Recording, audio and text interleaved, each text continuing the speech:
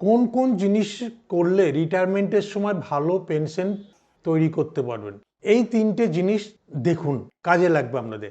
একরকম হচ্ছে আমরা এনপিএস করি, ন্যাশনাল পেনশন সিস্টেম, এরকম ইন্স্যুরেন্সের পেনশন পলিসি করি, কিন্তু আরেকটা পেনশন পলিসি আছে, সেটাকে বলে মিউচুয়াল ফান্ড থেকে পেনশন। তিনটেতেই আপনারা 80C ট্যাক্স বেনিফিট পাবেন।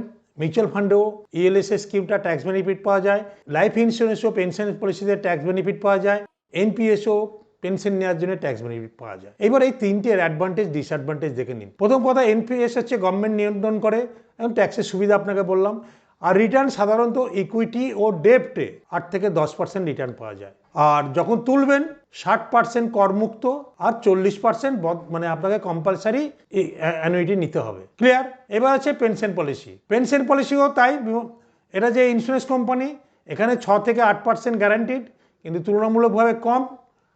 আর একবার এই এনপিএস থেকে পেনশন আর লাইফ ইন্স্যুরেন্স থেকে পেনশন, এটা যা একবার স্টার্ট হবে সেটাই কন্টিনিউ হবে, কোনোদিন বাড়বেও না কমবেও না। বাট আপনি যদি মিউচুয়াল ফান্ড থেকে পেনশন নেন, অনেক ফ্লেক্সিবল। মিউচুয়াল ফান্ডের রিটার্ন মোটামুটি লং রানের ক্ষেত্রে ওয়ান টাইম হলে 12% প্লাস, আর এসআইপির মাধ্যমে করলে 15%, যদি আমি রিটায়ারমেন্ট বেনিফিট তৈরি করি। ট্যাক্সেও তো সুবিধার ছাড় আছে।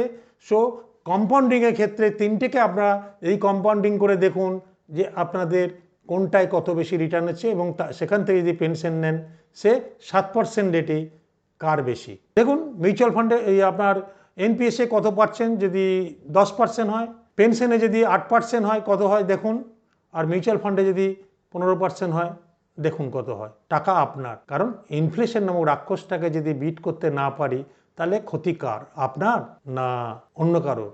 কারণ বাজারে আগে যখন এইসব ইনস্ট্রুমেন্ট ছিল না তখন ঠিক ছিল, এখন যখন ইনস্ট্রুমেন্ট আছে আপনারা দেখুন না, জানুন বুঝুন দিয়ে করুন।